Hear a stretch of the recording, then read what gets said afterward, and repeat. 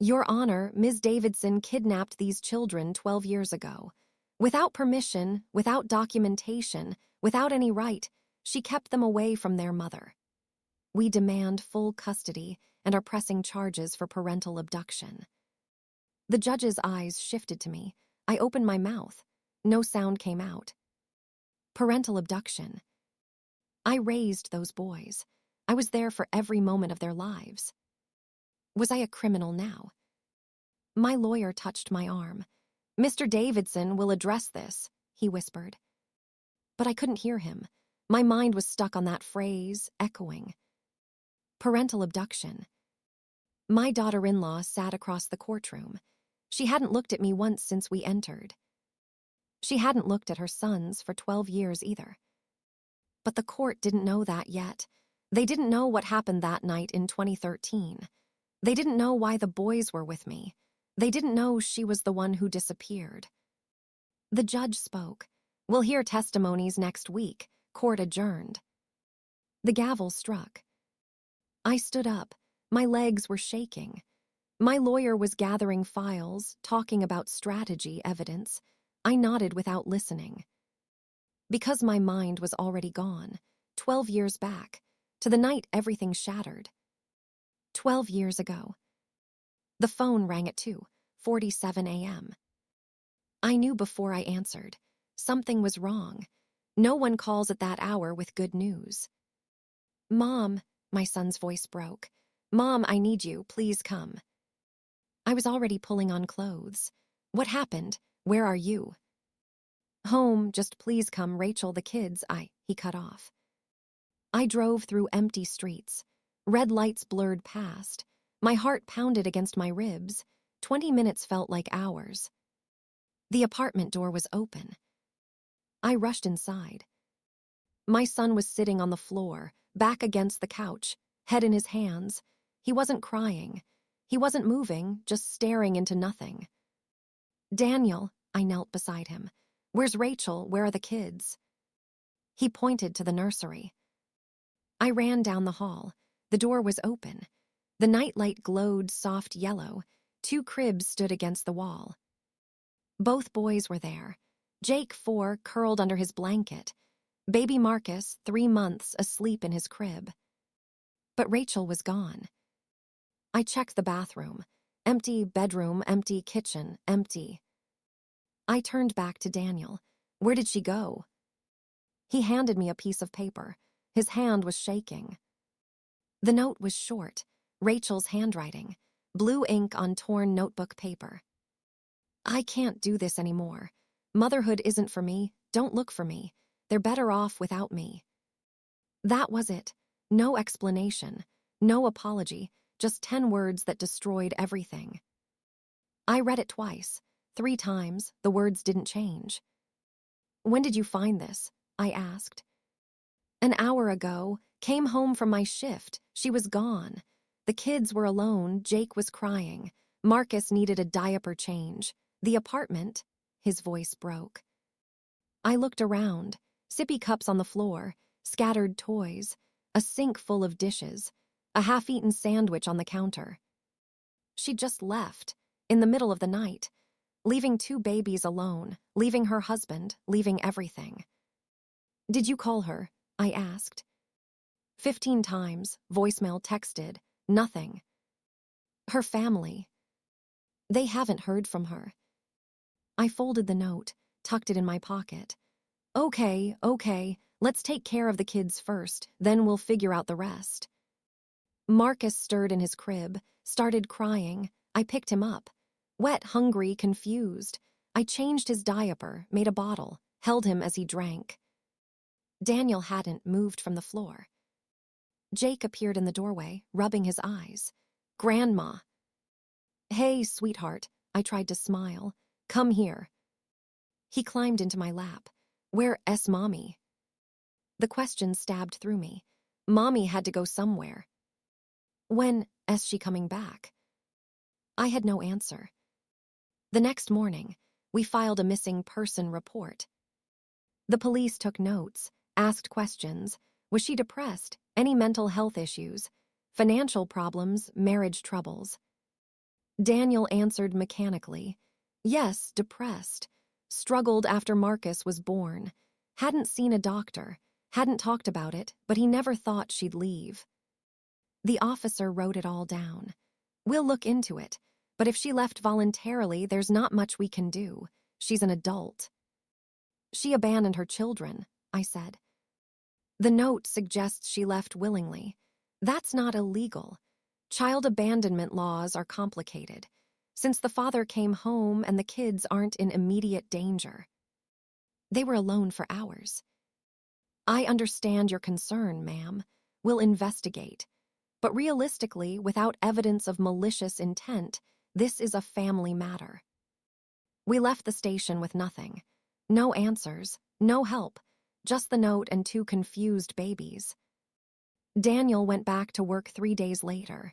He had to. Bills didn't stop. Rent didn't stop. Life didn't stop just because his wife vanished. I moved into their apartment.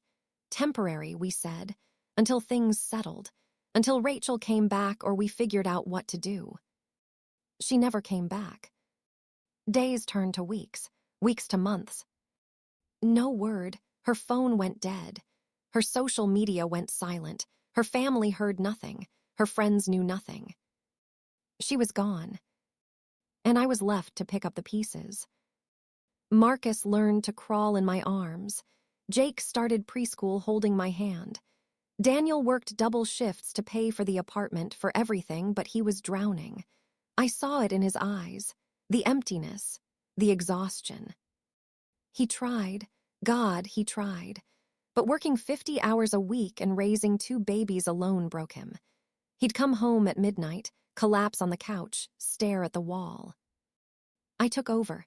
Diapers, bottles, bedtime stories, doctor appointments, everything. 6 months after Rachel left, Daniel sat me down. Mom, I can't do this. You're doing fine. No, look at me. I'm barely holding on. The kids need more than I can give. They need you. They need their father. I'm not abandoning them. I'm here. I'll always be here. But the day-to-day, raising them, I can't. Not now, maybe not ever. I'm begging you. His voice cracked. Please take care of my boys. What do you say to that? What choice do you have? Okay, I whispered. Okay. We didn't make it official. No lawyers, no custody papers, just an agreement. The kids would live with me. Daniel would visit, help when he could, stay involved. But I was their parent now. I moved them into my house, set up their rooms, bunk beds, toy bins, everything for growing boys. I quit my part-time job. My retirement savings became their college fund. My golden years became packed lunches, parent-teacher conferences, and scraped knees. And I didn't regret a second of it. But it wasn't easy. Jake had nightmares. For a year every night, waking up screaming for mommy. I held him, rocked him, told him everything would be okay. Why did mommy leave? He asked once. He was 5, old enough to feel the absence, not old enough to understand abandonment. Sometimes grown-ups make choices that don't make sense, I said.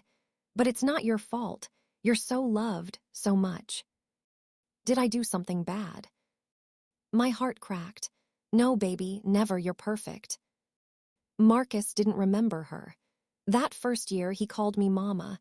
I gently corrected him, Grandma, but every time a piece of me died inside, because I wanted to be his mother. In every way that mattered, I was.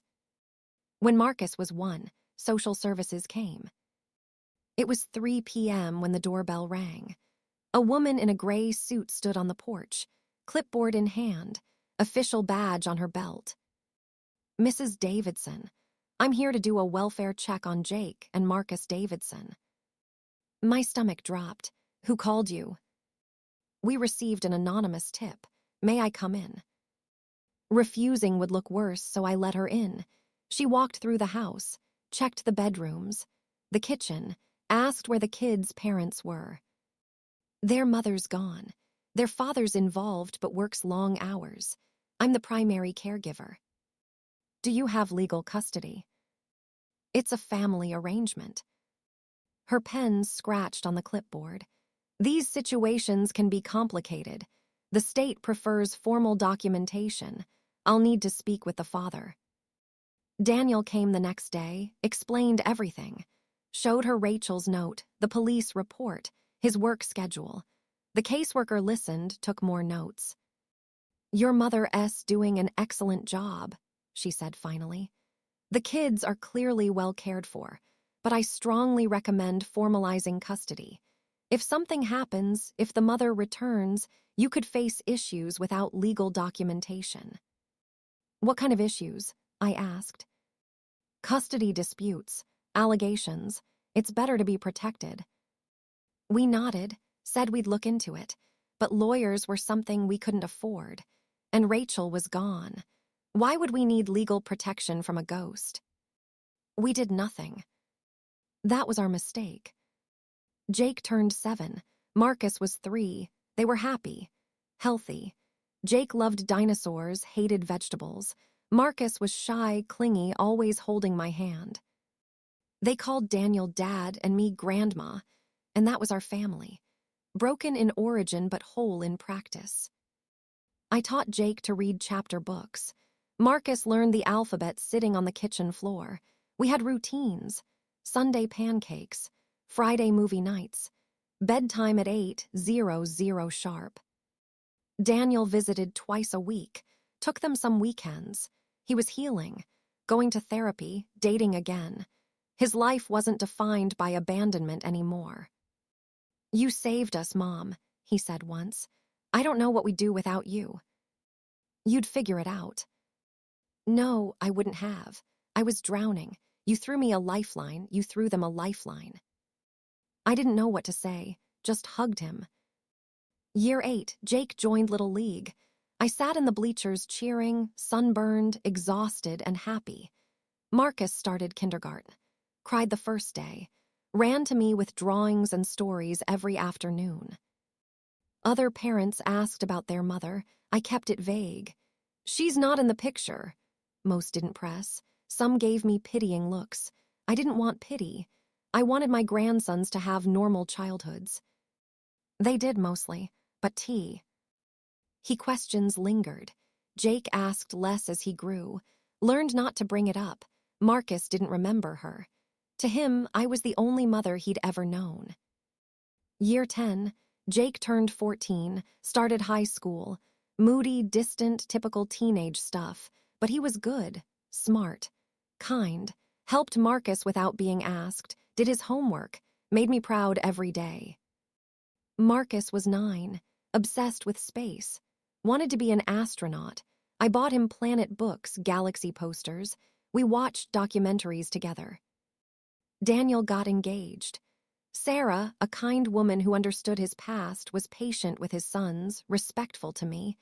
They had a small, simple wedding. The boys were groomsmen. Life moved forward. We healed. Not completely, those wounds never fully heal, but enough. Enough to be happy. Enough to build something beautiful from the wreckage. And then the 12th year came. It was a Tuesday, October, leaves turning orange and gold. Marcus had a science project. Jake had a basketball game that night. I was cooking dinner, Marcus's favorite spaghetti. The kitchen smelled of garlic and tomatoes. Music played from my phone. The doorbell rang. I'll get it, Marcus shouted, already running. Ask who it is first, I called. I heard the door open, then silence. Marcus. I wiped my hands on a towel, walked to the front hall. Marcus stood frozen, staring. A woman was on the porch. Blonde hair, neatly styled, expensive coat, designer bag, heels. She looked like she'd stepped out of a magazine. And I knew her instantly. Rachel. She smiled, not warm, not apologetic, just cool and confident. Hello, Marcus, you've gotten so big. Marcus didn't answer, just stared. Rachel's eyes moved past him, met mine. Hello, Margaret, she said. We need to talk. I stepped between Marcus and Rachel. My body blocked her view of him. "Get inside, Marcus," I said quietly. He didn't move. His eyes stayed locked on the stranger claiming to be his mother. "Marcus, now." He backed away slowly, disappeared into the kitchen. I heard his footsteps on the stairs, running to his room. Rachel watched him go, still smiling that cold smile. "You going to invite me in?" she asked. "No." Her smile faltered, just for a second. "I came to talk, be reasonable." Reasonable. The word tasted bitter. "You've been gone 12 years. You don't get to show up and demand anything." "They're my children." "You left them, middle of the night. A note on the counter, ring any bells." She shifted her weight. The confidence cracked slightly. "I was struggling, postpartum depression. I wasn't thinking clearly." 12 years, Rachel. 12 years of silence. No calls, no letters, no birthday cards. You disappeared. I needed time. Time, my voice rose. I forced it back down. Neighbors didn't need to hear this. "You needed 12 years. Marcus doesn't even remember you. Jake barely does. You're a stranger to them." "That's your fault." Her voice turned sharp. "You kept them from me." The accusation hit like a slap. "I kept them. You left." "I was sick. I needed help. And you just took them, moved them into your house, erased me." "I raised them because no one else could. Daniel was falling apart. You were gone. They needed someone. They needed their mother." "Then where were you?" Silence. Rachel's jaw tightened. She straightened her coat. "I'm not here to argue. I'm here to inform you that I'm taking my sons back.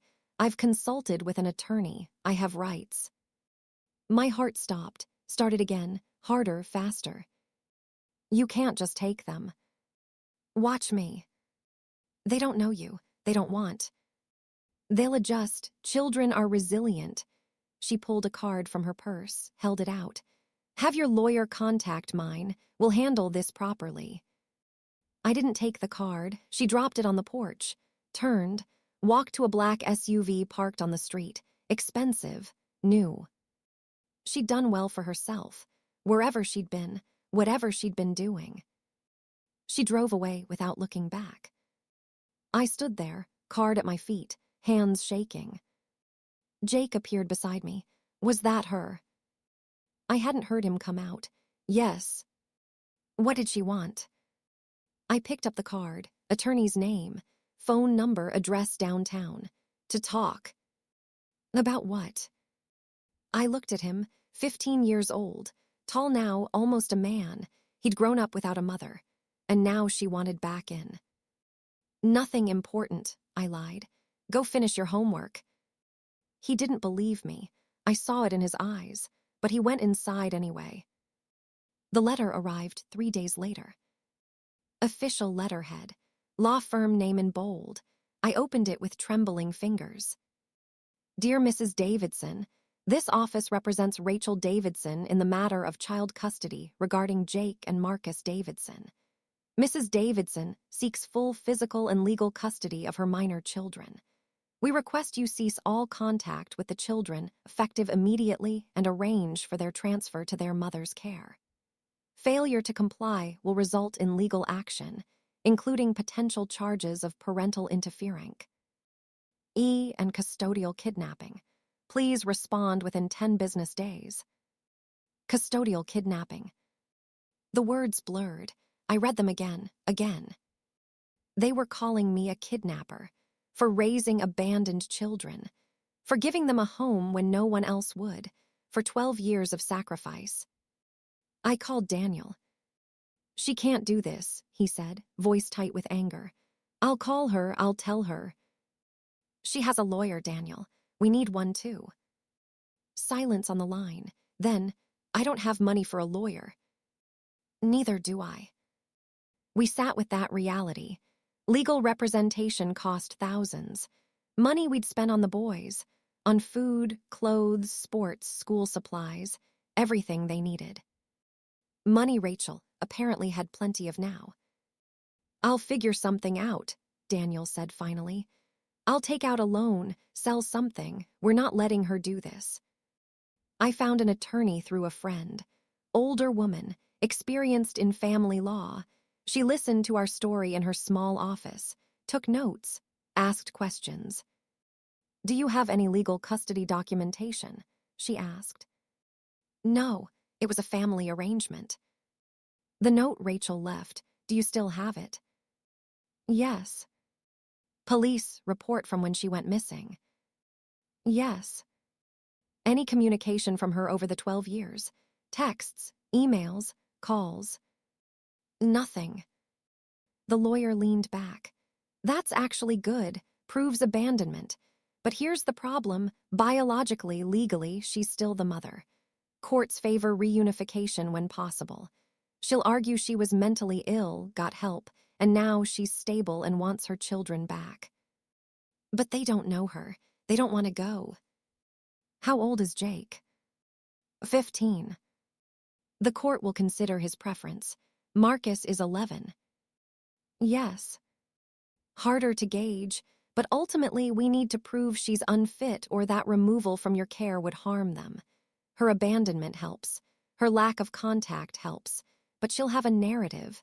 And judges, they want to believe in redemption stories." My stomach twisted. "So what do we do?" "We fight, document everything. Get character witnesses. Therapist statements if the boys have any. School records showing stability. We prove that you're their psychological parent. That removing them would be traumatic." "How much will this cost?" She named a number. I felt sick. "I'll work with you on payment," she added gently. "This is worth fighting for." I signed the retainer agreement, wrote a check I couldn't afford, walked out into cold afternoon air. What if we lost? What if Rachel actually won? What if after everything, after 12 years, she could just take them? Have you ever felt powerless against the system? Like the truth doesn't matter as much as legal technicalities. I'd love to hear your thoughts in the comments. I didn't tell the boys about the lawsuit immediately. I wanted to protect them, keep things normal as long as possible. But Jake knew something was wrong. He found me at the kitchen table one night, paperwork spread out, head in my hands. "Grandma." I looked up, tried to smile. "Hey, sweetheart, can't sleep." "What's going on?" "Nothing, just bills." He sat down across from me, looked at the papers. Legal documents, attorney letterhead. "It's her, isn't it?" he said. "She's trying to take us." No point lying now. "Yes." "I won't go." "Jake." "I mean it. I don't care what any court says. She's not my mother. You are, you've always been." Tears burned behind my eyes. The law doesn't see it that way. Then the law is stupid. I almost laughed, almost. Maybe, but we still have to follow it. "What's going to happen?" "I don't know. We have a lawyer. We're going to fight this. But I need you to be strong, okay? For Marcus, he's scared." "I'm scared too."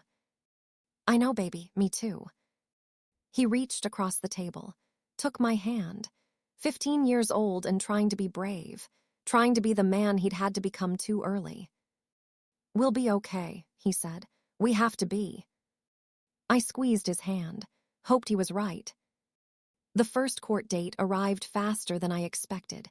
November morning, cold wind, gray sky. I dressed carefully, conservative suit, minimal jewelry. My lawyer said appearances mattered, look respectable, stable, grandmotherly. Daniel met me at the courthouse. He looked pale, exhausted. Sarah stood beside him, supportive, quiet. "You ready?" he asked. "No." "Me neither." We went through security, metal detectors, bag checks, climbed stairs to the family court division. Everything smelled like floor polish and stress. Rachel was already there, sitting with her attorney, different outfit from before, tasteful dress, pearls, hair perfect. She looked like a PTA president, like someone's respectable mother. Not like someone who'd abandoned babies.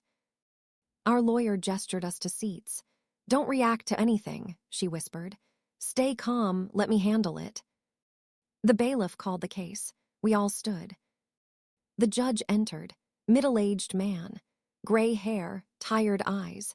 He'd probably seen 1,000 custody battles, heard 1,000 sob stories. Would hours matter to him? "This is a preliminary hearing," he said, settling into his chair. "I've reviewed the petitions from both parties. Mrs. Davidson," he looked at Rachel, "you're seeking full custody of your minor children, Jake and Marcus Davidson, currently in the care of their paternal grandmother, Margaret Davidson. Is that correct?" Rachel stood. "Yes, Your Honor." "And you," he turned to me, "are contesting this petition." I stood, legs weak. "Yes, Your Honor." "Very well. Counselors, proceed." Rachel's attorney stood, sleek suit, confident posture. He reminded me of a shark. "Your Honor, my client has been separated from her children due to circumstances beyond her control. 12 years ago, Mrs. Davidson suffered severe postpartum depression following the birth of her second child. Undiagnosed and untreated, she experienced a mental health crisis. In that state, she made the decision to leave, believing her children would be better off without her. Since then, she has undergone extensive therapy, received treatment, and rebuilt her life. She is now stable, employed, and ready to be the mother her children deserve." The words sounded rehearsed, polished, clinical.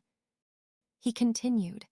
"However, during her absence, the paternal grandmother, Margaret Davidson, has maintained sole custody without any legal authorization. My client was never contacted, never informed of custody arrangements. Her parental rights were essentially stripped without due process." "That's not true," Daniel stood. Sarah grabbed his arm. The judge raised his hand. "Mr. Davidson, you'll have your opportunity to speak. Sit down." Daniel sat, jaw clenched. Rachel's lawyer smiled slightly. "My client simply wants to reunify with her children. She has a stable home, a good income. She can provide everything they need. The grandmother is 67 years old. While well-meaning, she cannot provide the same level of care a younger, capable mother can." He sat down. My lawyer stood. "Your Honor, Mrs. Margaret Davidson has been the only constant caretaker these children have known for 12 years. Rachel Davidson didn't have a mental health crisis. She left a note stating she wasn't cut out for motherhood and disappeared. No calls, no letters, no attempt at contact whatsoever. The police report confirms this. We have medical records documenting my client's depression," the other lawyer interrupted. "From when?" my lawyer shot back. 12 years after the fact, convenient." The judge held up his hand. "Enough. I'll review all documentation. For now, I want to understand the current situation. Mrs. Margaret Davidson, how did you come to have custody of these children?" I stood again, tried to keep my voice steady. "My son Daniel called me the night Rachel left. The children were alone, abandoned. I came to help. Over time, it became clear Rachel wasn't coming back. Daniel was working constantly, struggling emotionally. I took over their care. It wasn't official. It was family helping family." "And you never sought legal custody?" "We didn't think we needed to. Rachel was gone. We assumed." "Assumption isn't a legal foundation, Mrs. Davidson." "I understand that now, Your Honor." He made notes. "Has Rachel attempted to contact the children since her return?" "She showed up at my home 3 weeks ago, unannounced. The boys hadn't seen her in 12 years. She demanded custody immediately." "She's their mother," Rachel's lawyer interjected. "She has every right." "She has no relationship with them," my lawyer countered. "Jake barely remembers her. Marcus has no memory of her at all. Forcing reunification would be traumatic." The judge sighed. Long, heavy. "This is complicated. Both sides have valid points. I need to consider what's in the best interest of the children." He looked at Rachel. Mrs. Davidson, you abandoned your children. That's not in dispute. Whether it was due to mental illness or not, you left them. For 12 years. No contact, no support. Why should I believe you're fit now? Rachel stood, composed, practiced. Your Honor, I was sick. I didn't understand what I was doing. But I've spent every day since then working to become the person my children need. I've been in therapy. I've rebuilt my life. I have a stable career, a home ready for them. I know I can't erase the past, but I want a future with my sons. I want to be their mother. Her voice cracked on the last word. Tears welled in her eyes. I felt sick. She was good. She knew exactly what to say, how to look vulnerable but strong, regretful but hopeful. The judge's expression softened. No, no, no, no. Your Honor, my lawyer said quickly, we request the children be interviewed. Their preferences should be considered. Agreed. I'll appoint a guardian ad litem to assess the situation. Interview the children. Visit both homes. We'll reconvene in 4 weeks with their report. He banged the gavel. It was over, for now. We walked out of the courthouse in silence. Cold wind bit through my sea. Note. That went badly, Daniel said. It could have been worse, my lawyer replied. The guardian ad litem is good. If the boys express their preferences, if they're clearly bonded to you, it'll carry weight. And if the judge believes Rachel's story? I asked. She didn't answer immediately. That told me everything. We keep fighting, she said finally. Gather evidence, character witnesses, anything that proves abandonment and your stability. I nodded, felt numb. Rachel exited the courthouse behind us, saw us standing there, walked past without a word, climbed into her SUV, drove away. She looked confident, like she'd already won. Maybe she had. Daniel hugged me. We're not giving up. I know. But driving home, I couldn't shake the image of that judge's face. The way he'd softened when Rachel cried. The way he'd looked at me, old, tired, just a grandmother. Not their real mother. 4 weeks until the next hearing. 4 weeks to prove 12 years of love mattered more than biology. 4 weeks to save my family. The guardian ad litem called the next day. Her name was Dr. Patricia Huang, licensed psychologist, experienced in custody evaluations. I'll need to interview Jake and Marcus separately, she said. Then visit your home. I'll also be visiting Mrs. Rachel Davidson's home and interviewing her. My report will be submitted to the court before the next hearing. Will it be fair? I asked. Pause. I assess based on the children's best interests. Nothing more, nothing less. She scheduled visits. Jake first, then Marcus, then a home inspection. I prepared the boys as best I could. A woman is coming to talk to you. She works for the court. She'll ask about your life, how you feel, what you want. Just be honest. Jake nodded, serious. I'll tell her the truth. Marcus looked scared. Do we have to go with her? Not yet. That's what we're trying to prevent. Good. He wrapped his arms around me. I don't want to leave. I know, baby, I know. Dr. Huang arrived on a Thursday. Professional demeanor. Kind eyes. She interviewed Jake for an hour in the living room while I waited in the kitchen. When he came out, he looked okay. Shaken but okay. How'd it go? I asked. Fine, I told her everything. About Mom leaving. About you raising us. About how I don't know Rachel, I think she understood. Good, that's good. Marcus went next. He was only 20 minutes. Younger, less to say. When he finished, he ran straight to me. I told her I want to stay with you.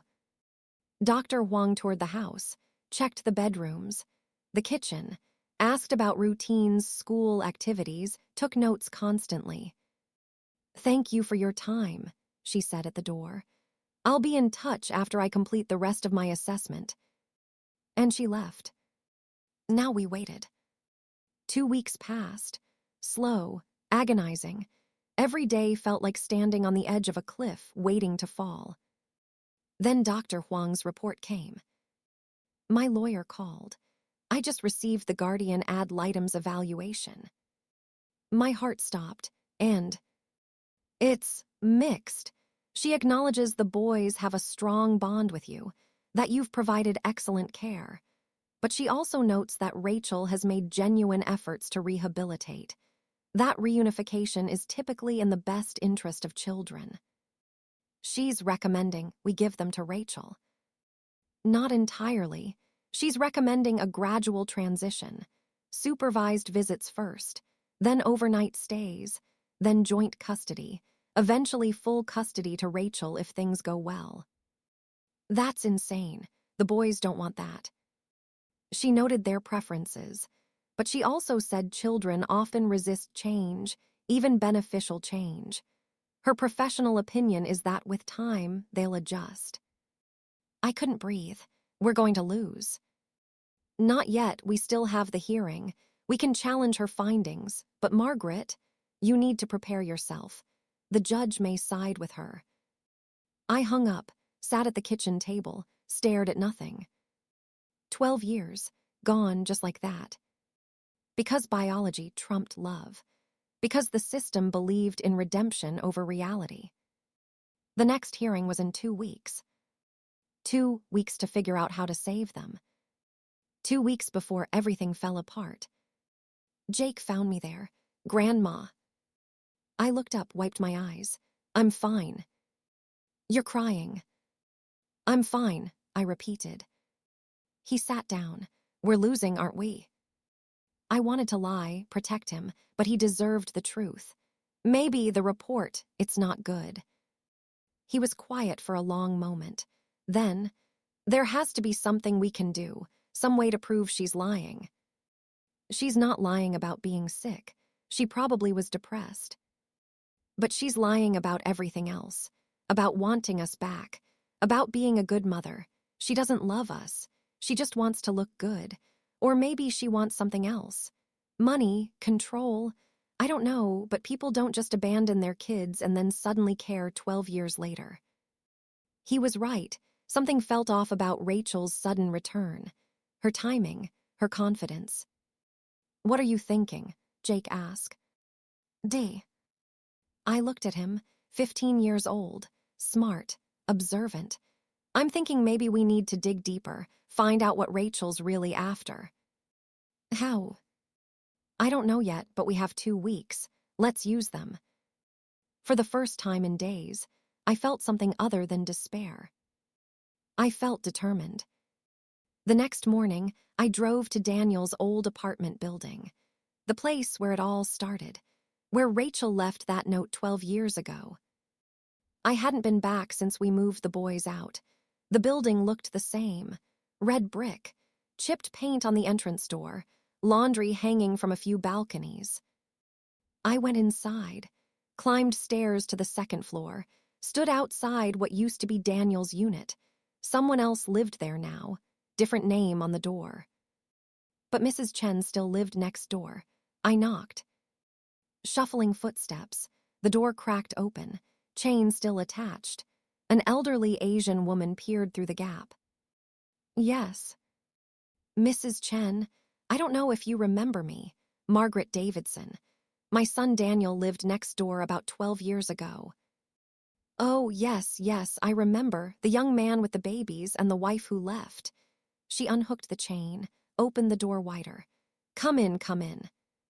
Her apartment smelled like incense and tea. Photos covered every wall. Grandchildren, I assumed. Sit, she gestured to a worn couch. You want tea? No, thank you. I just need to ask you some questions. About that night, the night Rachel left. Mrs. Chen sat across from me. Her expression grew serious. Terrible night, I'll never forget. What do you remember? I heard arguing around dinner time. Through the walls, not unusual young couples fight, but this was different.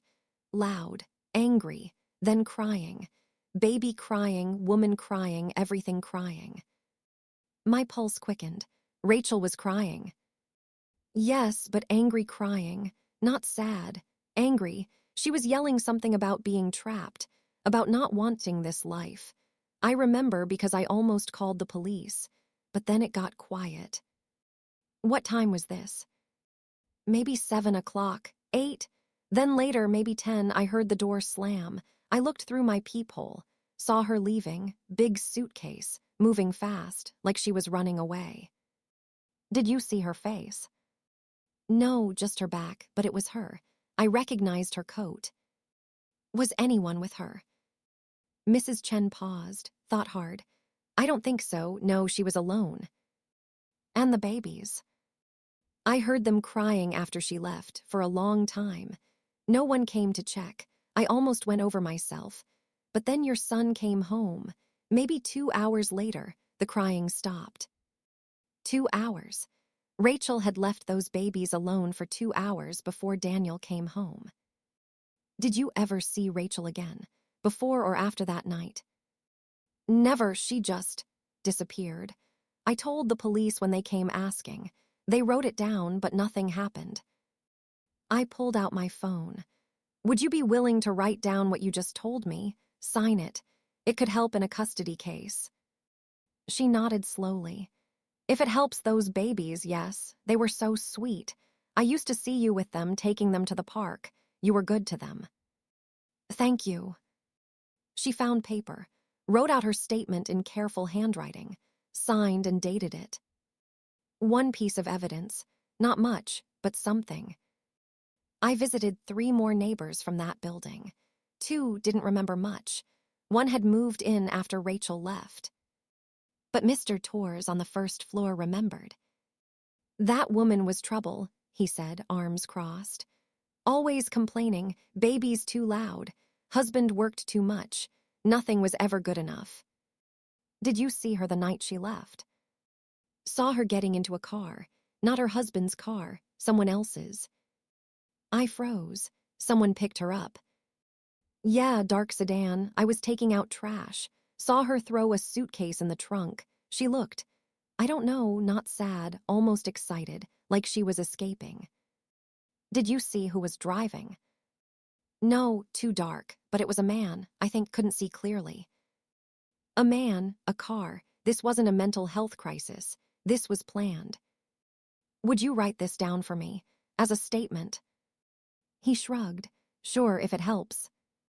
2 witnesses, both saying Rachel left voluntarily, deliberately. Not a woman in crisis, a woman making a choice. That night, I spread everything out on my dining table. The original note, police report, Mrs. Chen's statement, Mr. Tor's statement, Dr. Huang's evaluation, court documents. Jake sat beside me. We'd become partners in this, co-conspirators fighting for our family. What about her phone records? He asked. Can we get those? From 12 years ago? Probably not. But we can try her current records, see if she's been planning this. How? I don't know. We'd need a subpoena or something. He pulled out his laptop, started typing. What about social media? She has to be online somewhere. Smart kid. I watched him work. Found her, he said 5 minutes later. Rachel Davidson, lives in Riverside now, works at some marketing firm. He turned the screen toward me. Rachel's Facebook page. P. Public profile. Photos of a beautiful house. Expensive vacations, designer clothes. She'd done very well for herself. Look at this, Jake scrolled. She got married 3 years ago. Andrew Morrison looks rich. Photos of a wedding. Fancy venue. Rachel in white, smiling with a handsome man in his 50s. Silver hair, confident smile. Divorced now, Jake continued. No mention of him after. Wait. He clicked through more photos. They split up 6 months ago, right before she came back. I leaned closer. What are you thinking? I'm thinking maybe she needs money. Marriage ended. Maybe she's broke. Or maybe there's something else. What if she's trying to look good for someone? Like, look, I'm a reformed mother who wants her kids back. Makes her seem sympathetic. But why would she need to seem sympathetic? I don't know, but people don't just show up after 12 years for no reason. He was right. There was something we were missing. We need more information, I said, about her life, her ex-husband, her financial situation. How do we get that? I thought about our lawyer's fee, the money already spent, the savings already drained. Then I thought about losing Jake and Marcus. I know someone who might help, I said. Roger Finch's office was above a Chinese restaurant. The stairs creaked. The hallway smelled like orange chicken and cigarettes. Private investigator, that's what the frosted glass door said. I'd found him through a friend's recommendation. Cheap but good, she'd said. I knocked. Come in. Roger Finch looked exactly like I'd imagined. Mid-50s, rumpled shirt, coffee-stained tie, but his eyes were sharp, alert. Mrs. Davidson, he gestured to a chair. You mentioned a custody case on the phone. I sat, explained everything. Rachel's abandonment, her return, the lawsuit, the evidence we'd gathered so far. He listened without interrupting, took notes on a yellow legal pad. And you want me to find out what? He asked when I finished. Why she's really back, what she's after, her financial situation, anything that proves this isn't about loving her children. He leaned back, chair squeaked. That'll take some digging, background checks, financial records if I can access them legally. Surveillance maybe, it's not cheap. How much? He named a price, lower than I'd expected but still substantial. I thought about my retirement account, already depleted, but what choice did I have? Do it, I said. He smiled slightly. I like grandmas who fight back. Give me a week. I'll see what I can find. The week crawled. Every day felt like a month. I went through motions, made breakfast, drove Marcus to school, helped Jake with homework, pretended everything was fine. But nights were hard. I'd lie awake running through scenarios. What if we lost? What if the judge gave Rachel custody? What if those boys were taken from me? Daniel called daily. Any news? Not yet. Sarah thinks we should consider settling. Maybe agree to shared custody. Keep them part-time. No, my voice was hard. Rachel doesn't get to split them up. She gave up that right. I know, I agree. But if we lose completely? We won't. I had to believe that. Had to. Roger called on day 6. I've got something, he said. Can you come to the office? I drove there immediately. Took the stairs 2 at a time despite my aching knees. Roger had papers spread across his desk. Photos, financial documents, printouts. Sit, he said. This is interesting. He handed me a photo. Rachel and her ex-husband, but not a wedding photo. This was recent. They were arguing outside a courthouse. That's from 4 months ago, Roger said. Divorce proceedings, messy ones. He filed because she'd been hiding assets, lying about income. The judge ruled in his favor. She got almost nothing. So she's broke. Worse, she's in debt. Credit cards maxed. Car payments overdue. She was living off her ex-husband's money. When that ended, she had nothing. He handed me more papers, bank statements, credit reports. But here's where it gets good, Roger continued. Her ex-husband, Andrew Morrison, is a trust fund kid, old money, very wealthy. And get this, he's currently in a custody battle with his first wife over his teenage daughter. He lost that case. The judge said he showed poor judgment in relationships, called him unreliable. I didn't understand yet. So Rachel needs to rehabilitate her image. Think about it. She's broke. Her marriage ended badly. Her ex lost his custody case partly because of character issues. If she can show she's a reformed, loving mother who fought to reunite with her children, it makes her look good. Sympathetic. Maybe even helps her get back in Morrison's good graces, or find another wealthy husband. The pieces clicked together. She's using the boys. As props, yeah, that's my theory, but here's the real kicker. He pulled out another document. I found her internet search history.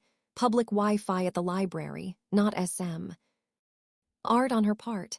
She was researching how to win custody battle, proving parental kidnapping, grandparent rights. This was planned, calculated. Rage burned through me, not the hot, explosive kind, the cold, calculating kind. She didn't want her sons. She wanted to look like she wanted them. Can we use this in court? I asked. Some of it, the financial records are public. The divorce documents are public. The search history is trickier, might not be admissible, but combined with everything else, it paints a picture. What else did you find? He hesitated. I did some surveillance, followed her for a few days. She's not exactly living like someone who wants children back. Goes out every night. Bars, clubs, expensive restaurants, never mentions the boys. I talked to some people who know her. None of them even knew she had kids. He handed me photos. Rachel laughing at a bar. Rachel with different men. Rachel living a carefree, child-free life. She filed that lawsuit 3 weeks ago, Roger said. In that time, has she tried to see the boys, call them, send a card? No. Exactly. Real mothers don't do that. Real mothers who genuinely want their kids back would be fighting for visitation, sending gifts, making contact. She's doing none of that, because she doesn't actually want them. She just wants to win. I stared at the photos. This woman, this stranger. She was going to destroy my family for her own selfish reasons. Not if I could help it. How much do I owe you? I asked. We'll settle up later. Right now, get this to your lawyer. Let her use it. I gathered the papers, stood to leave. Mrs. Davidson, Roger's voice stopped me. For what it's worth, those boys are lucky to have you. Don't let the system tell you different. I nodded, couldn't speak, just left. My lawyer reviewed everything that evening. Her office. Late, she'd stayed after hours to meet me. She read through each document, studied the photos, made notes. Finally, she looked up. This is good, really good. The financial motive is compelling. The lack of contact with the boys supports our argument. And these witness statements from the old neighbors, they contradict her story about being in crisis. Can we win? We have a real shot now. But Margaret, you need to prepare for Rachel's response. She'll have an answer for everything. She'll say she's been rebuilding her life, that she was too ashamed to contact the boys before now, that her financial situation is irrelevant to her love for them. But it's all lies. I know, and we'll prove that, but it won't be easy. She's good at this. Her lawyer is good at this. The hearing is in 4 days. We need to be ready. 4 days. I drove home, exhausted but energized. We had ammunition now, real evidence, not just emotion and history. We had a chance. That night I sat down with Jake and Marcus. Living room, fire crackling, both boys on the couch. I need to talk to you about the hearing, I said. Marcus looked scared immediately. Do we have to go? Yes, the judge wants to hear from you both. He'll ask you questions about what you want, where you want to live. I already told that lady, Marcus said. I want to stay with you. I know, baby, but you'll need to tell the judge too, and you need to be strong, okay? Tell the truth, don't be afraid. Jake was quiet, thinking. What is it? I asked him. What if he doesn't listen? What if he decides we should go with her anyway?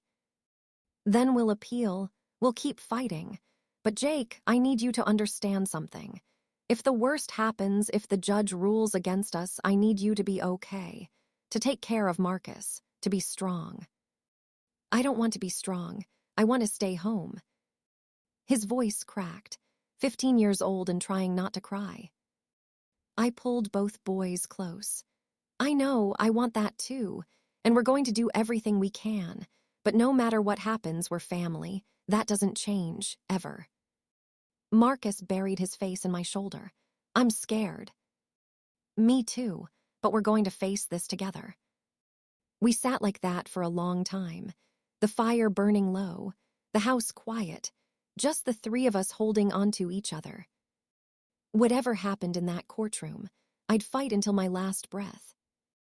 These were my boys, and no one was taking them from me. The next 3 days blurred together. Strategy sessions with the lawyer, practicing with Jake and Marcus what to say, gathering more character references, teachers, coaches, neighbors. Everyone who wrote letters said the same thing. The boys were happy, well-adjusted, thriving. Removing them would be cruel. Daniel's letter was the most powerful. He wrote about his breakdown after Rachel left, about how I'd saved not just his sons but him, about how he'd never be able to repay me. "You're the mother they've always needed," he wrote. "Rachel gave birth to them, but you raised them, you loved them. You're their real mother in every way that matters." I cried reading it.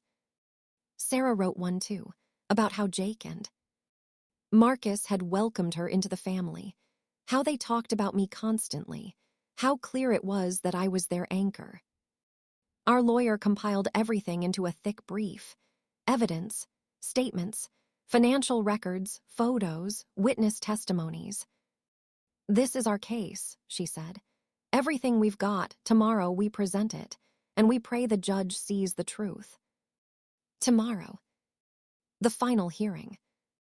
I didn't sleep that night, lay in bed staring at the ceiling, running through every possible outcome, every scenario. At 3 a.m. I got up, made tea, sat at the kitchen table. The house was quiet, Jake and Marcus asleep upstairs, my boys, my babies. I thought about the first time I held Marcus, 3 months old, screaming and terrified. I'd rocked him until he calmed, whispered promises that everything would be okay. I thought about teaching Jake to ride a bike, running beside him, letting go, watching him wobble and then soar. I thought about 1,000 small moments: breakfast together, homework battles, movie nights, laughter, tears, life.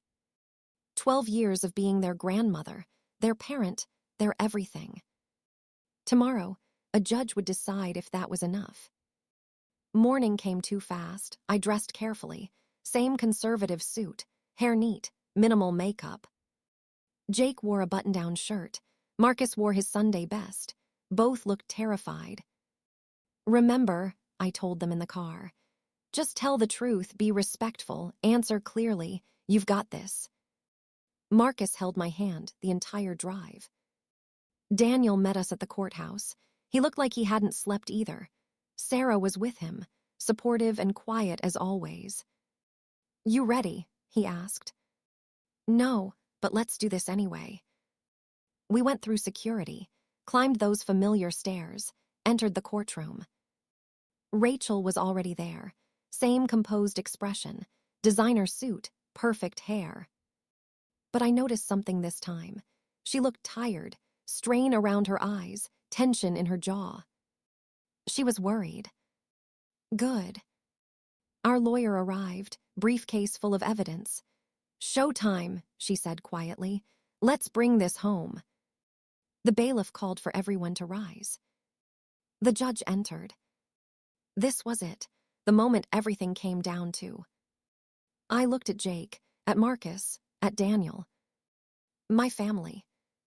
Then I looked at Rachel, the woman who'd thrown them away and now wanted them back for all the wrong reasons. The judge settled into his chair.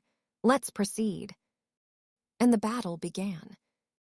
Rachel's lawyer stood first, confident, polished, ready.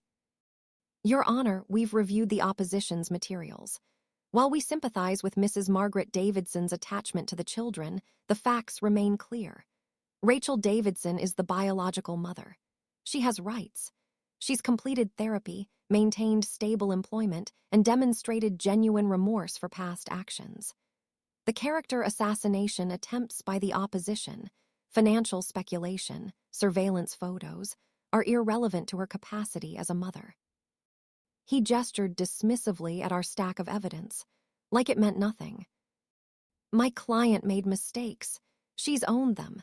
But punishing her forever by denying access to her children is neither just nor in their best interest. Children need their mother.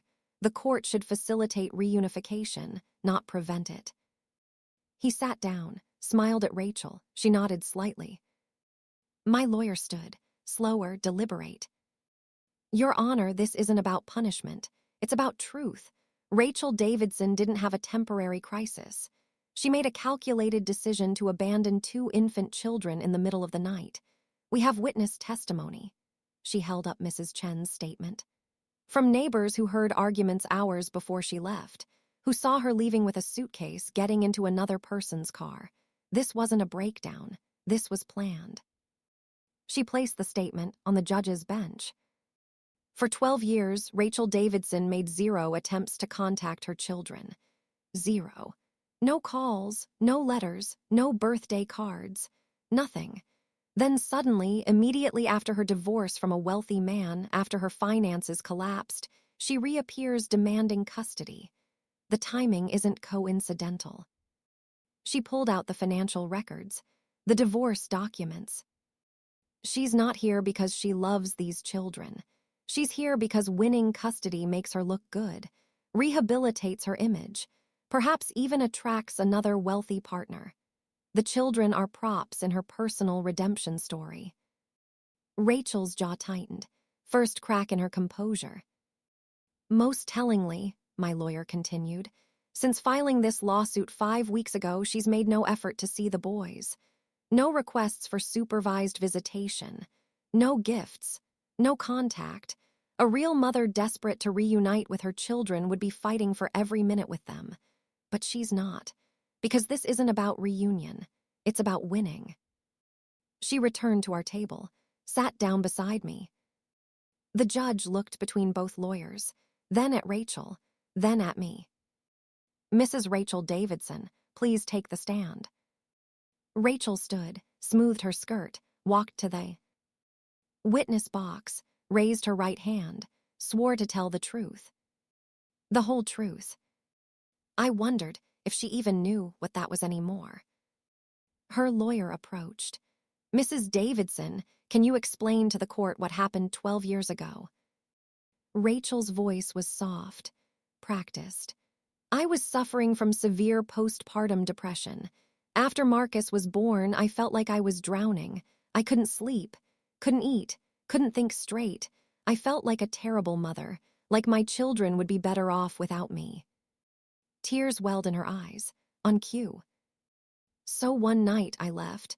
I thought I was doing the right thing, giving them a chance at a better life without me dragging them down. It was the worst decision I've ever made. And in the 12 years since, her lawyer prompted. I've been in therapy, working on myself. I was too ashamed to reach out. I thought they'd hate me, that I didn't deserve to be their mother anymore. But my therapist helped me understand that children need their mothers, even imperfect ones, that I owed it to them to try. Why are you seeking custody now? Because I'm ready, I'm healthy, stable. I have so much love to give them. I've missed 12 years. I don't want to miss any more. She dabbed her eyes with a tissue. It was a good performance. I'd give her that. My lawyer stood for cross-examination. Mrs. Davidson, you mentioned postpartum depression. When were you diagnosed? Rachel hesitated, just a fraction of a second. About a year after I left. So not at the time of leaving. I didn't see a doctor then. I was too far gone.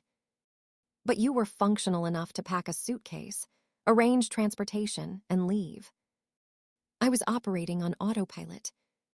Mrs. Davidson, we have a witness statement from a neighbor who saw you leaving with a man in a car. Can you explain that? Longer hesitation. I don't remember that. You don't remember who picked you up.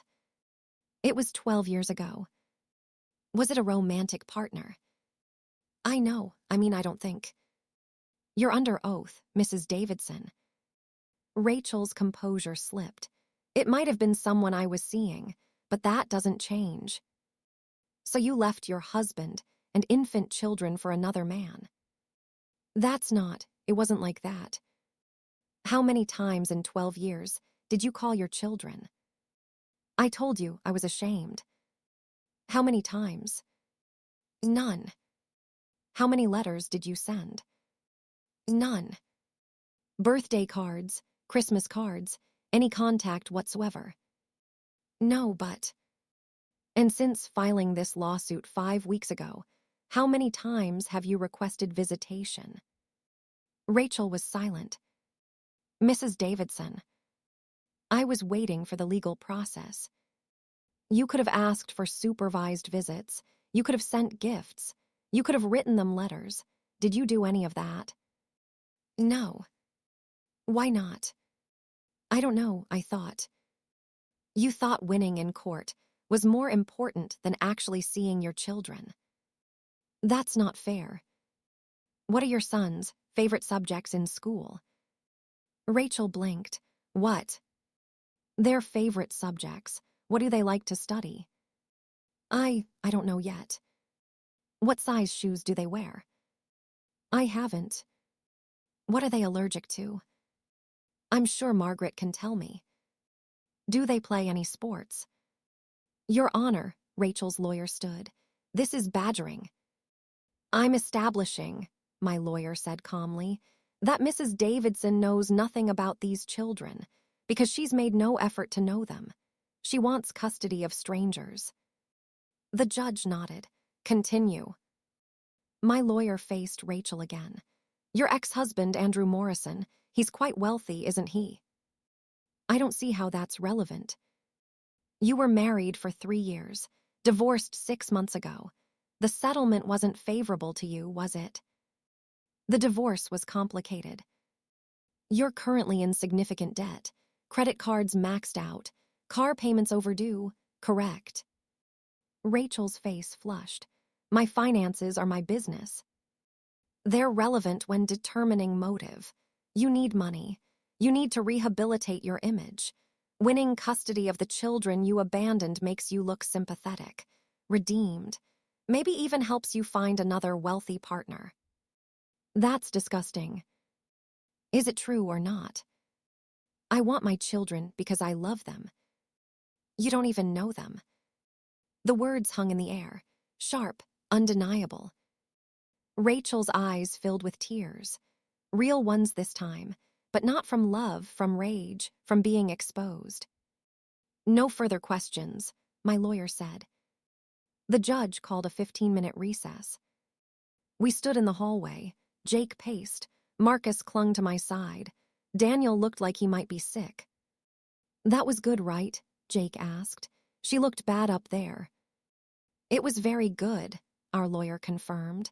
But the judge still needs to hear from you both. Are you ready? Marcus shook his head. I don't want to. I know, sweetheart, but it's important. The judge needs to hear what you want. Can't I just write it down? He needs to hear you say it. Marcus looked up at me, terrified. I knelt down, eye level with him. You can do this, just tell the truth. Tell him how you feel, that's all. What if he doesn't listen? Then we appeal. But Marcus, you're brave, braver than you know. And I'll be right there, just a few feet away. You're not alone. He hugged me tight. Okay. The bailiff called us back in. Jake went first. The judge smiled at him, gentle. Jake, I know this is difficult. I just want to ask you a few questions. There are no wrong answers. I just want to understand what you want. Okay. Jake nodded, sat straight in the witness chair, looked more mature than his 15 years. Do you remember your mother, Rachel? Barely. I remember she was there when I was little. Then she wasn't. Grandma says she left when I was 4. I don't really have clear memories of her. How do you feel about the possibility of living with her? Jake's voice was steady, strong. I don't want that. She's a stranger to me. I don't know her. She doesn't know me. My home is with Grandma. It's been my home for as long as I can remember. What if the court ordered gradual visits to help you get to know her? I don't want to know her, she left us. She chose to leave, and now she wants back in because… I don't even know why, but it's not because she loves us. If she loved us, she would have come back sooner, or at least called. She did nothing for 12 years. That's not love. Tell me about your relationship with your grandmother. Jake's expression softened. Grandma is everything. She raised us. She taught me to read, to ride a bike, to be a good person. She comes to every basketball game. She helps with homework even though she doesn't always understand it. She makes pancakes on Sundays. She's my mom, in every way that matters. My throat tightened. Tears burned behind my eyes. If the court ruled that you had to live with Rachel, what would you do? I'd run away, I'm serious. I'd refuse, I'm 15. I'm old enough to choose, and I choose Grandma. The judge made notes.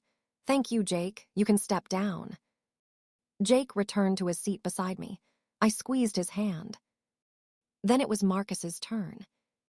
He looked so small in that chair, 11 years old, legs barely reaching the floor. The judge's voice was even gentler with him.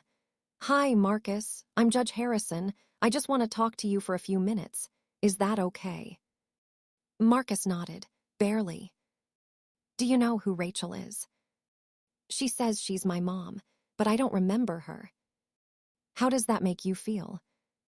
Scared. Scared of what? That she'll take me away from Grandma. And you don't want that. Marcus shook his head violently. No, Grandma is my home. She's my family. I don't know that other lady. What if you had a chance to get to know her? Would you want that? No, his voice was small but firm. I just want to stay with Grandma. Tell me about Grandma.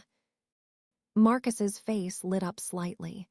She makes the best spaghetti, and she reads to me every night even though I'm probably too old for it. She helps with my science projects. She knows everything about space because I love space. She never gets mad when I ask too many questions. She loves me. I know she does. How do you know? Because she's always there. She never leaves. She's always there. The simplicity of it broke something in me. Children don't need grand gestures. They need consistency, presence, love. And I'd given him that for 11 years. One more question, Marcus. If the court said you had to live with Rachel, how would that make you feel? His eyes filled with tears, like my whole world ended. The courtroom was silent. Even Rachel looked shaken. Thank you, Marcus, the judge said softly. You're very brave. You can go sit with your grandmother now. Marcus ran to me, buried his face in my arms. I held him tight. The judge looked at both lawyers. I'd like to review the evidence in my chambers. We'll reconvene in 30 minutes for my decision. The gavel struck. 30 minutes felt like 30 hours. We sat on benches outside the courtroom, waiting. Daniel paced. Sarah tried to be comforting. Jake stared at his phone without seeing it. Marcus never left my side. Our lawyer reviewed notes, stayed quiet. I couldn't read her expression. Rachel sat at the far end of the hall, alone, her lawyer on his phone. She looked small, defeated. Good. Finally, the bailiff opened the doors. Judge is ready. We filed back in, took our seats. The room felt heavier somehow, charged. The judge entered, sat, arranged papers in front of him. Then he looked up. I've reviewed all the evidence, testimony, witness statements, financial records, the guardian ad litem's report, and most importantly, I've spoken with both children. He paused. My heart hammered against my ribs. This is a complex case. On one hand, we have a biological mother seeking to reunify with her children. The court generally favors reunification when possible. On the other hand, we have a grandmother who has been the sole consistent caregiver for 12 years, who has raised these boys with love, dedication, and sacrifice. Another pause, longer. Mrs. Rachel Davidson, you claim you left due to mental illness. While I don't doubt you struggled, the evidence suggests your departure was more calculated than spontaneous. Witnesses saw you leaving with another person. You packed belongings. You made choices. Rachel's face paled. Furthermore, your complete absence for 12 years is concerning. No contact, no support, no effort whatsoever. And since filing this lawsuit, you've made no attempts at visitation. This suggests your motivation is not genuine love but something else. Whether it's image rehabilitation or financial gain, I cannot say. But it's not the unconditional love children deserve. He looked at me. Mrs. Margaret Davidson, you stepped in when no one else could or would. You've raised these boys through the most formative years of their lives. The evidence shows they're thriving, happy, well-adjusted. Their testimony was clear. You are their mother in every meaningful way. Hope surged in my chest. Both boys expressed strong preferences to remain with you. Jake is old enough that his preference carries significant weight. Marcus, while younger, was equally clear. Forcing them into the care of a virtual stranger would be traumatic and against their best interests. He picked up his gavel. Therefore, I'm ruling as follows. Full legal and physical custody of Jake and Marcus Davidson is awarded to Margaret Davidson. Rachel Davidson's petition is denied. Furthermore, given the evidence of abandonment and the children's clear wishes, I'm ordering no contact between Rachel Davidson and the minor children unless, and until they, upon reaching age of majority, choose otherwise. The gavel struck. It was over. We'd won. I couldn't breathe, couldn't move. The words echoed in my head. Full custody, to me. Jake grabbed my hand, squeezed hard. We won, Grandma, we won. Marcus was crying, happy tears, relieved tears. Daniel stood behind me, put his hands on my shoulders. Thank you, he whispered. Thank you, Mom. Our lawyer was smiling, gathering papers, victorious. Across the aisle, Rachel sat frozen. Her lawyer was talking, but she wasn't listening. She just stared straight ahead. Then she stood, walked toward us. Everyone tensed. She stopped a few feet away, looked at Jake, at Marcus, at me. Her voice cracked. I'm sorry for all of it. Then she turned and left, walked out of the courtroom, out of their lives.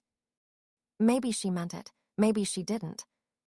It didn't matter anymore. We walked out into cold December air. The sun was setting, golden light across the courthouse steps. Marcus held my hand. Jake walked beside Daniel. Sarah followed, smiling. What do you want for dinner? I asked. Anything you want, we're celebrating. Spaghetti, Marcus said immediately. Always spaghetti with you. Because you make it best. We drove home, my home, their home, our home. That night I made spaghetti while the boys did homework at the kitchen table. Normal, perfect, ordinary. The kind of ordinary I'd fought for. After dinner, we watched a movie. Some superhero thing Marcus picked. I didn't follow the plot, just watched them. Jake explaining scenes to Marcus. Marcus laughing, both safe, both mine. At bedtime, I tucked Marcus in. He was almost too old for it, but I did it anyway. Grandma. Yeah, baby. She's really not coming back. Really not. Good, he hugged me tight. I love you. I love you too, so much.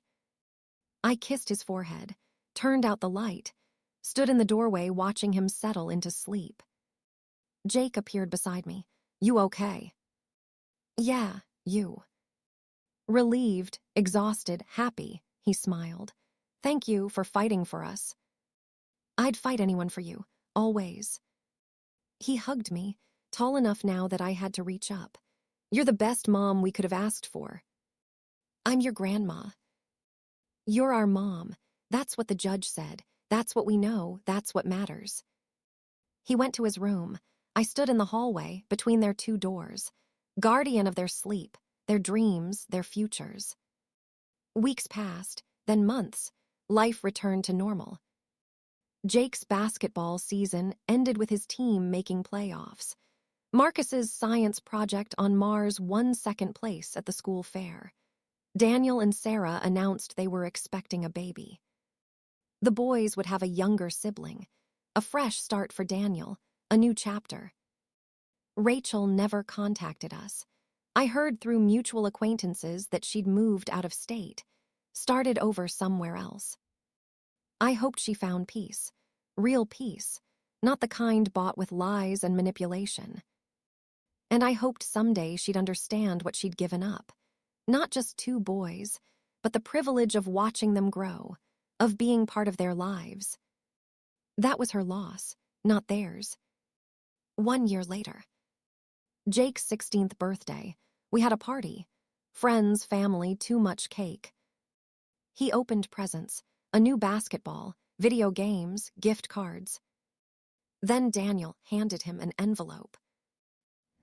"What's this?" Jake asked. "Open it." Inside was a document, legal, official. An adoption petition. "I know Margaret is already your guardian," Daniel said. "But I've been thinking she's raised you, loved you, been your mother in every way. Maybe it's time to make it official. If you want, no pressure." Jake looked at me, eyes wet. "You'd adopt us." "If you want that," I said softly. "If it feels right." He didn't hesitate. "Yes, absolutely yes." Marcus, 12 now, nodded enthusiastically. "Me too." So we did it, filed the paperwork, went before a different judge. A happy occasion this time. And on a Tuesday in June, I officially became their mother. Not just their guardian, not just their grandmother. Their mother. The judge smiled as he signed. "Congratulations, Mrs. Davidson. You've earned this." I looked at my sons, because that's what they were now, legally, officially. My sons. 2 years after that. Marcus turned 14. Jake was 18. Graduated high school with honors, accepted to college on a partial scholarship. The night before he left, we sat on the porch. Evening air warm, stars coming out. "Nervous?" I asked. "Terrified," he admitted, "but excited." "You're going to do great things." "Because you taught me how," he looked at me. "Everything I am, everything good about me comes from you. You know that, right?" "You give me too much credit." "I don't give you enough." He paused. "Do you ever wonder what would have happened if Rachel had won? If the judge had ruled differently?" "Sometimes, but I try not to. It didn't happen. We won. We're here." I would have run away. I wasn't kidding about that. "I know." "Did you ever doubt we'd win?" I thought about that, about the fear, the uncertainty, the nights I couldn't sleep. "Yes," I said honestly. "I was terrified we'd lose, that I'd lose you both. But I also knew I had to fight. No matter how scared I was, because you were worth it. You've always been worth it." "We got lucky," Jake said. "Not every kid gets someone like you." "I'm the lucky one. You and Marcus, you saved me as much as I saved you. You gave my life purpose, meaning, joy." We sat in comfortable silence, watching stars appear one by one. "When I have kids someday," Jake said quietly, "I'm going to love them the way you loved us. Fiercely, unconditionally, without question. Then they'll be very lucky kids." He leaned his head on my shoulder. 18 years old, but still my little boy. "I love you, Mom." "Mom, not Grandma, Mom." "I love you too, sweetheart." Present day. I'm 73 now. Jake is 25. Marcus is 21. Jake teaches high school English. Marcus is in college studying aerospace engineering, still obsessed with space. They visit often, call regularly, include me in their lives. Daniel and Sarah's daughter, Emma, is 6. She calls me Grandma, loves when I babysit. I have a full life, a blessed life. Sometimes people ask me if I regret giving up my retirement to raise two young boys.